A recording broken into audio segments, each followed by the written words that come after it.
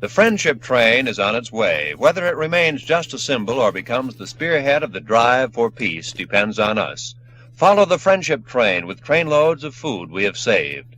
Bake less. Don't waste bread. Use the inexpensive cuts of meat. Save wheat, save meat, and save the peace. The Bakers of Weber's Bread present your all-star Western Theater, recorded earlier for release at this time. Drifting along, singing a song under a western moon.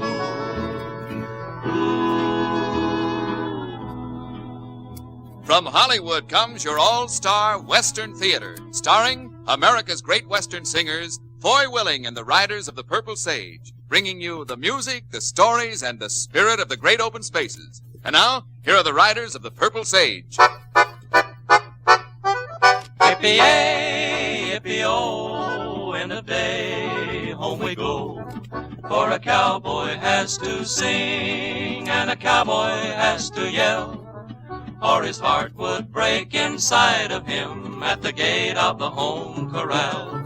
When each new day is born, I go riding. Yippee-yay, O'er the wide open yippee-oh, plains I roam, yippee-oh, till the sun to the hills goes a-hiding. yippee-yay, There'll always be yippee-oh, someone glad when I come home. Yippee-yay, yippee-oh, end of day, home we go. For a cowboy has to sing, and a cowboy has to yell, or his heart would break inside of him at the gate of the home corral. There's a tired pony glad that it's over, with Yippee-yay, a song in my heart, so am I. yippee-oh, For tonight we'll be dreaming of clover, yippee-yay, and we always will yippee-oh, until the day we die. Yippee-yay, yippee-oh, end of day, home we go. For a cowboy has to sing, and a cowboy has to yell, or his heart would break inside of him at the gate of the home corral. Hello there, friends. Mighty good to be with you again, bringing you our Western stories and songs.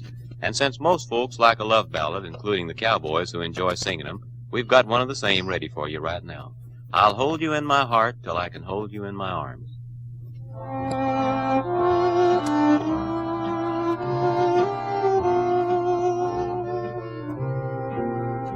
I'll hold you in my heart till I can hold you in my arms, like you've never been held before. I'll think of you each day, and then I'll dream the night away, till you are in my arms once more. The stars up in the sky know the reason why I feel so blue when I'm away from you. I'll hold you in my heart till I can hold you in my arms. So darling, please wait for me. The stars up in the sky know the reason why I feel so blue when I'm away from you. I'll hold you in my heart till I can hold you in my arms. So darling, please wait for me.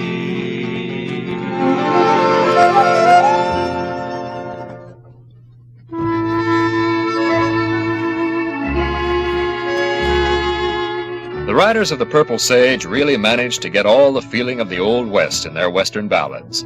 It's mellow music you can listen to over and over again. You know, Weber's Bread is like that too. The flavor's so good, hundreds of thousands of Southern California housewives buy Weber's bread day after day. That's because you can count on the bread in the blue and white gingham wrapper to be consistently fine, fresh, and tasty. Each loaf is made of choice ingredients, balanced and blended to bring out all their natural full goodness. Weber's bread is always fine-textured, tender fresh, and that tender freshness lasts longer, too. So for everyday enjoyment as well as holiday entertaining, get the bread that's first in flavor, first in freshness, Weber's bread, in the blue and white gingham wrapper.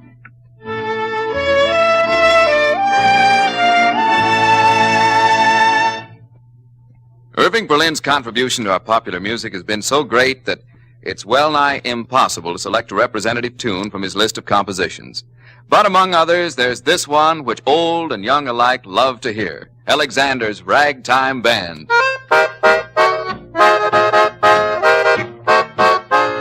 Come on and hear, Alexander's Ragtime Band. Come on and hear, it's the best band in the land.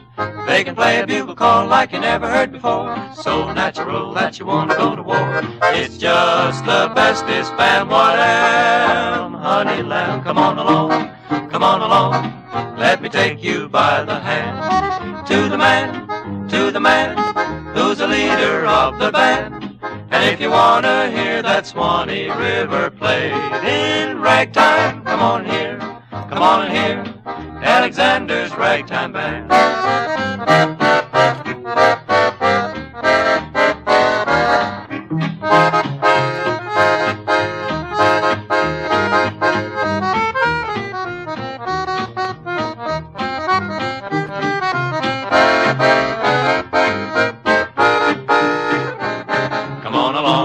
Come on along and see Alexander's band. Take you by the hand, take you to the man who's the leader of the band.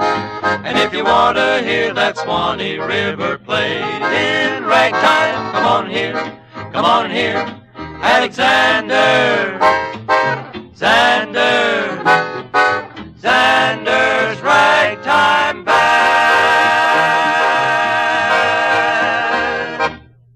Now for a story, one which Foy Willing and the Riders of the Purple Sage think you'll enjoy, and which they call Hail to the Spirit That Always Wins. The vast stretches of unpopulated land in the West are in themselves vital factors in the forming of character and circumstance which mold the individual. A man who lives alone amid the vastness is liable to become a little strange and be regarded by others as peculiar. And this very space which slowly works its strange magic on him will also be the motivating factor in bringing into his little world the egregious individual who will make an otherwise ordinary moment a special event. Of a man who lives in such vastness and a passerby is the warp and woof of our story today. Foy Willing, Al Sloey, and Johnny Paul are heading for town, still 10 miles away. They'll take care of their errands for the boss, then they'll head back for the ranch tomorrow. Or so they plan. And who knows, their plans might hold. And then again... Sun's hot. Yeah. Real hot. Yeah. Too doggone. Hey! What? That car standing up there ahead, does that look familiar to you guys? I've been watching it, Foy, and it looks familiar to me. Sure it does. Only I can't think who belongs to it. I don't recognize it. Sure you do, Al. Think a minute. Can't. Sun's too hot. Now, who has the oldest broken-down jalopy west of the Mississippi River? I can't think. Who's the person who'd be most likely parked out here in the middle of nowhere trying to fix the engine with barbed wire he stole off a fence post? I know. Sure. Two-Bit Michelson. Of course, Two-Bit Michelson, the peddler. My goodness, I haven't seen him since Heck was a pup. Me neither. And you better pump a little life into your sales resistance, boys. You know how he is. I sure do. Well, he'll try to sell you the warts right off his nose. And if you don't watch out, he'll do it, too. You guys keep saying no for me. You know how I am. Okay, Johnny, we'll protect you. Well, the last time I ran into him, he absolutely convinced me that I needed worse than anything else in the world a 5-pound box of lilac bath powder. Sometimes I think he was right. He sees us. He's waving. Well, let's wave back. We're far enough away to risk being polite. Hello there, Hi, Two-Bit. He's sitting down on the running board to wait for us. Yeah, you know what he's doing while he's sitting there, don't you? What? Well, he's figuring out what worthless article he has the best chance of selling. Uh-oh, what did I tell you? Now he's getting one of those beat-up old suitcases out of the back end. No, Two-Bit. What's biting you? I'm just practicing. No, Two-Bit. I can't use it. Tell him you're broke. I'm broke, Two-Bit. Tell him you already have a couple. I already have a couple, Two-Bit. Tell him you'll take a half a dozen. I'll take half a dozen. No! Better be quiet, boys. We're within hearing distance now.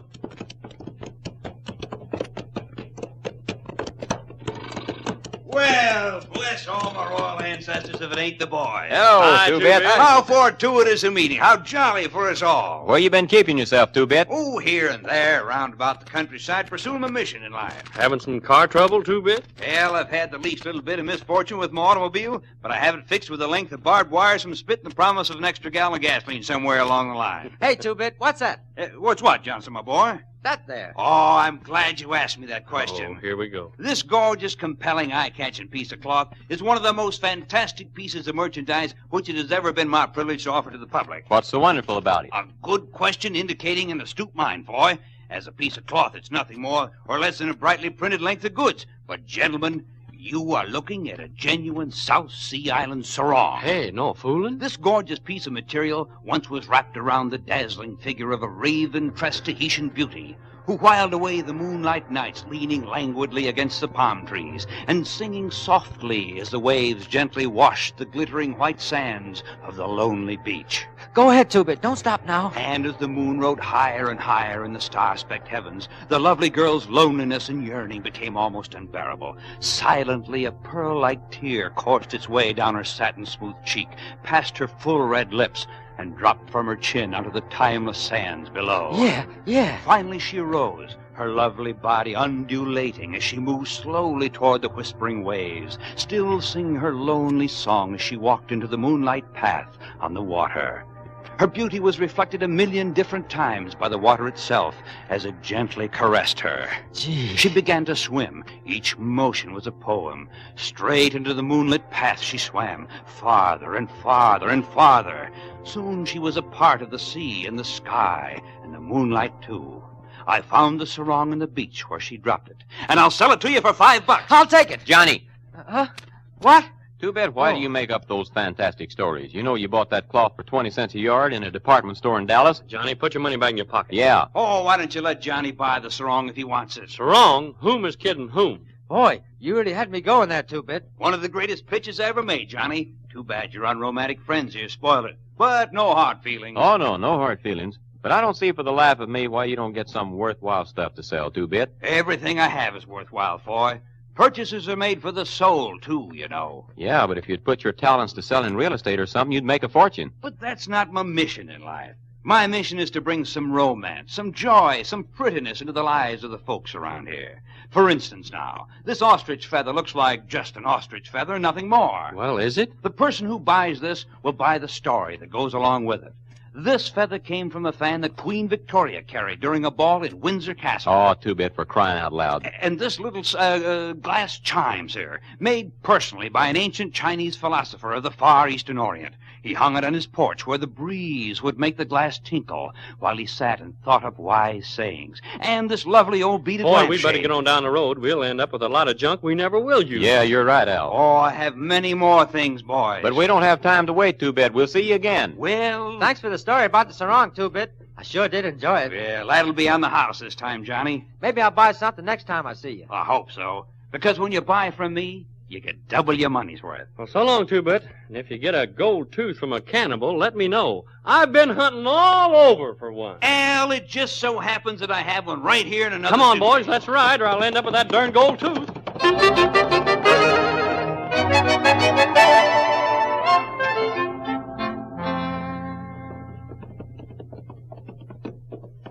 Whoa, boy. Hey, why are we stopping here at Daniel's place, boy? To ask him if we can do anything for him in town. Oh. Daniel! Hey, Daniel! Well, bless my soul. Hello, boys. Hello, Daniel. Howdy. Well, I do declare to goodness now. It's a lucky thing you boys dropped by like this. We're on our way into town, Daniel, and we wondered if we could bring you anything. Well, sir, now that's real nice of you boys. But I don't believe there's nothing I need at all. Got plenty of grub and everything? I think me and Miss Jezebel has all we need. Mrs. Jezebel? Well, who in the world is that? Why, Al Sloey, you break my heart, son. You forgot my lovely little lady cow? Oh, Jezebel. But you never called her Mrs. before, did you? Well, it's only proper now. We're expecting. Is that right? Yes, indeedy. I think tomorrow sometime there'll be the patter of tiny feet in Miss Jezebel's stall. So that's why it's a lucky thing you boys stopped by. I was going to ride up to your place today and ask you if you'd come by and help me when the time comes. Why, sure, Daniel. We'd be glad to. Wait. We're on our way into town now. We could get back here about dark. Could you put us up for the night? Oh, my, yes, I could surely do that, boy. Okay, then we'll be back. Well, sir, that's fine of you boys. Oh, incidentally, Daniel. Yes. Two-Bit Michelson's headed this way. Two-Bit is? Yeah, so hide your money and practice saying no. And you better practice longer than I did, Daniel. He nearly caught me. Two-Bit Michelson. My, I surely will enjoy to see him.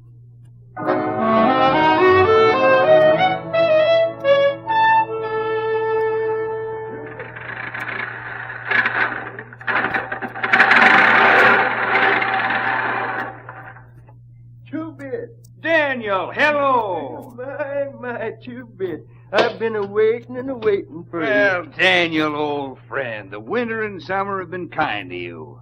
Oh, Two-Bit, nothing much happens to me. I just wither up a little more each year, and someday I'll just blow away. Two-Bit, what you got this trip? Oh, pretties, Daniel. I've outdone myself this year. I've got fabulous things from the world over. Show me, Two-Bit, show me. Yeah, I want to show you this, Daniel. You know, I've been saving this for you especially, because I knew you'd appreciate it. My. A beaded lampshade, direct from the palace of the Maharaja of Hoochie Bakuchi.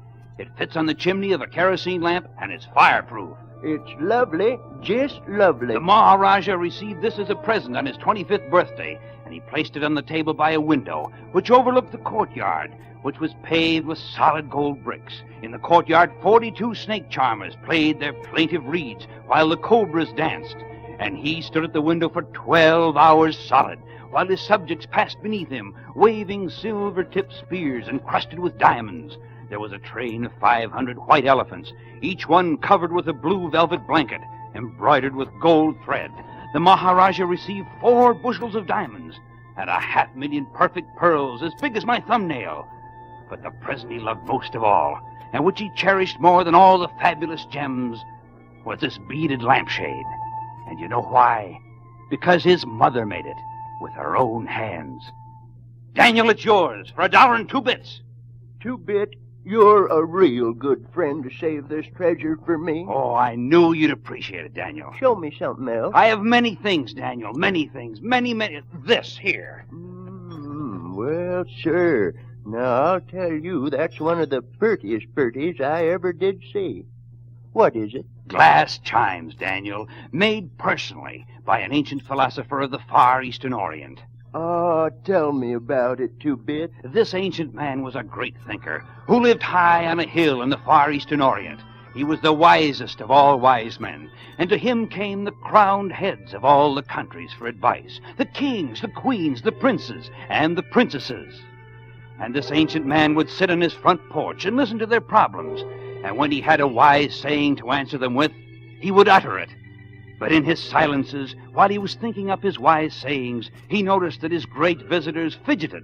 So he personally made this glass chime and hung it on the porch, where the gentle breeze would make it tinkle, and the sound of the tinkle would calm his nervous visitors while he thought up his wise sayings. My, just think of that. It's yours for 6 bits. Oh, I'll have to have that, Two-Bit. I'll have to take that. Mrs. Jezebel will find them little tinkling sounds soothing to her spirit, while she thinks up wise thoughts, too. Oh, of course, Daniel. I'll tell you what's what, Two-Bit. You do indeed bring a pretty pack of dreams into a lonely man's life. It's my mission, Daniel, and my pleasure. And now these I had in mind for you, too, especially for you. Them little cards? Important cards, Daniel. They're real pretty, ain't they? Very few people know it, but the picture on these cards were painted by a world-famous artist. Look at the line, the color, the texture, the skillful blending. These greeting cards, Daniel, were personally painted by an artist who was a part of the fabulous court of the French monarchs. But the court balls, the painted ladies, the fawning courtiers, they all disgusted him because his painting wasn't making people like you and me happy. So he cast aside the glitter of the fashionable court, went to his garret. What's that? Attic. Oh, He went to his garret and began painting what you see before you. my. He was later hanged for deserting the court, but he left the priceless cards behind him. Cards on which the verses were personally written by William Shakespeare. You don't say. Who else could write such a tender sentiment as this? To you, my dearest daughter, on your graduation day, may heaven always guide you with its brightest, clearest ray. That's lovely. Just lovely. I knew you'd appreciate them, Daniel. Cost 6 bits.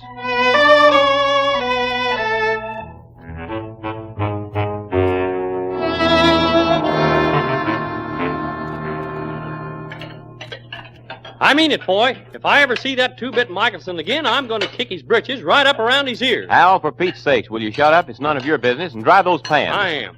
You're not. You're giving him a lick and a promise. Well, I'm sore. But it's none of your business. I think it's our business when two-bit unloads a lot of worthless junk on a nice old guy like Daniel. Maybe we think it's worthless junk, but Daniel thinks he's bought some fine treasures. Hand me the coffee You're pot. closer to it than I am. Fine treasure, my eye. He's got Johnny out there helping him hang those glass chimes that come from the Far Eastern Orient, which is a second-hand shop in Houston, probably. Probably so, but still it's And not... the same with the beaded lampshades. Maharaja's palace, my royal foot. Why, that... Al, think a minute. We know Two-Bit is a terrible liar. Daniel probably knows it, too. But Two-Bit spends a fine yarn about his goods, and to an old man who lives alone like Daniel does, a fine yarn about a beaded lampshade or a few pieces of colored glass may keep him company through many a long evening. But they're so useless. No, they aren't. Well, if they ain't useless, what do you think the greeting cards are? Of all the no-good, why, the man that sold those things ought to be strung up. Greeting cards are for greeting somebody with.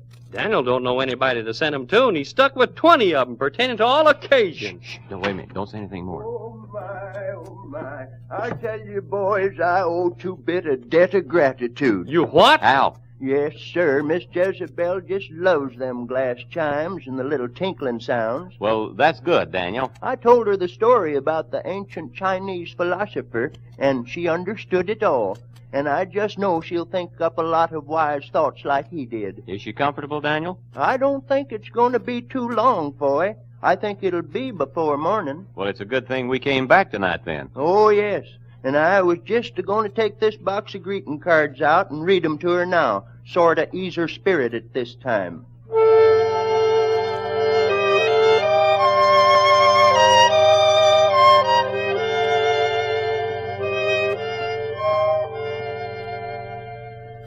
Now, Miss Jezebel, Johnny and me are going to read you some of these nice greeting cards, ain't we, Johnny?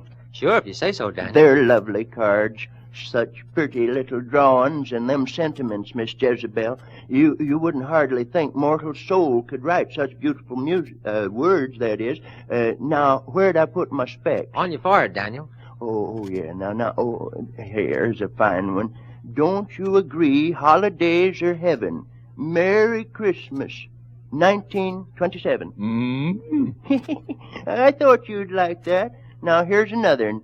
Dear friend in the hospital, we are thinking of you, your feller members of the Ladies' Aid.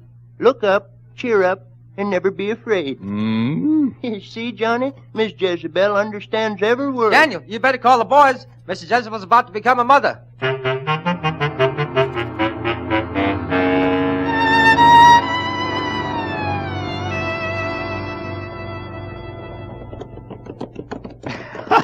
Hey, Al, what's eating him? I don't know, Johnny. Maybe he's wearing his long underwear. The joke's on you, Al. What joke? Yeah, what joke, boy? Well, I'll tell you, Johnny. While you were out in the barn with Daniel last night, and Al and I were doing the dishes, Al got real burned up. And rightly so, doggone it. Wait a minute, Al. You see, Johnny, Al said that everything Two-Bit sold to Daniel was absolutely worthless, It is. especially the greeting cards. Especially the greeting card. Al said they weren't worth a hoop and a holler, and Daniel never have any use for them.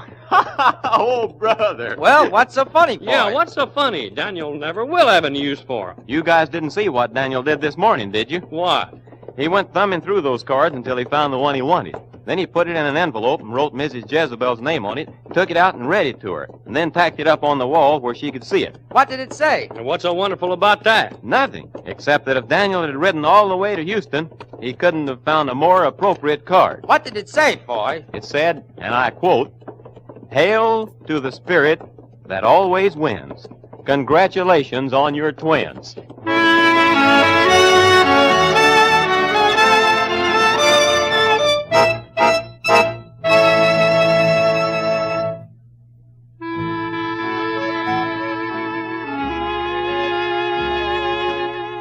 Well, it looks like old Daniel didn't get such a bad bargain after all. But those were the days of let the buyer beware, and you had to be a pretty good trader to come out even. Mighty different from today, when you can pick up a loaf of Weber's bread in its distinctive blue and white wrapper and know it's going to be good. Yes, every loaf of Weber's bread is good bread, always fresh, always tasty, always tender. There's only one thing you have to worry about. Be sure to get to the market early. The way women have been snatching up those tender, fresh loaves of Weber's, they may be out of the size you want. And those rich-flavored, fine-textured slices are just the right accompaniment to your Thanksgiving turkey. Everybody likes Weber's bread, the loaf in the blue and white checked gingham wrapper.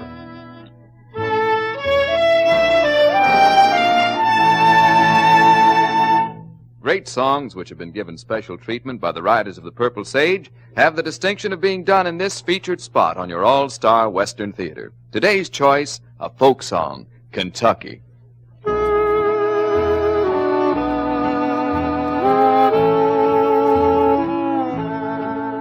Kentucky,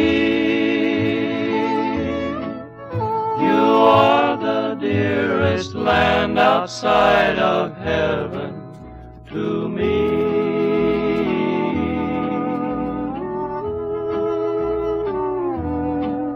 Kentucky,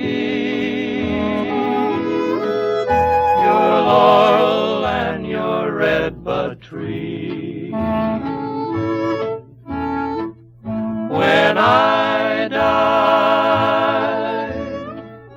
I want to rest upon a graceful mountain so high.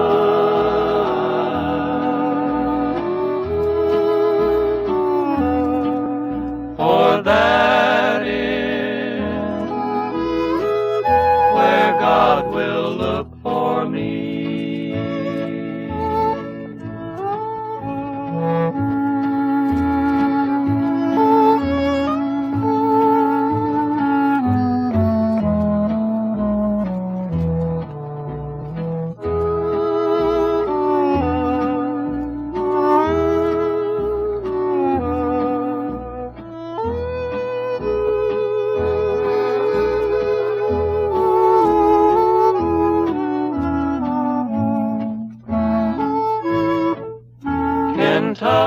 Kentucky, I hear the dark is singing in the silver moonlight.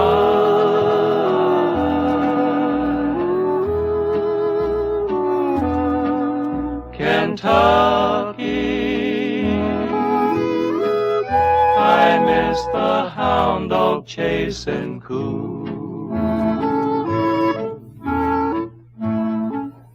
I know that my mother, dad, and sweetheart are awaiting for me.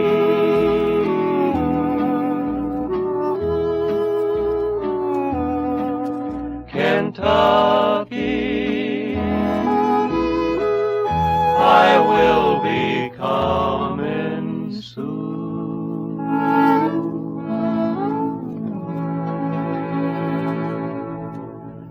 Well, that about takes care of things for this time, friends. We're always glad when you can be with us, and we invite you to join us again next week. Before we go, we want to thank Kurt Barrett and Tyler McVeigh for helping us tell our story. This is Foy Willing speaking for Al Sloy, Johnny Paul, and Scotty Harrell, the Riders of the Purple Sage, saying so long and the best of luck to all of you. Drifting along, singing a song under a western moon. From Hollywood, you've heard your all-star Western Theater, a V.M. Bear production starring America's great Western singers, Foy Willing and the Riders of the Purple Sage. The script was written and directed by Scott Farnworth. This is Terry O'Sullivan speaking. The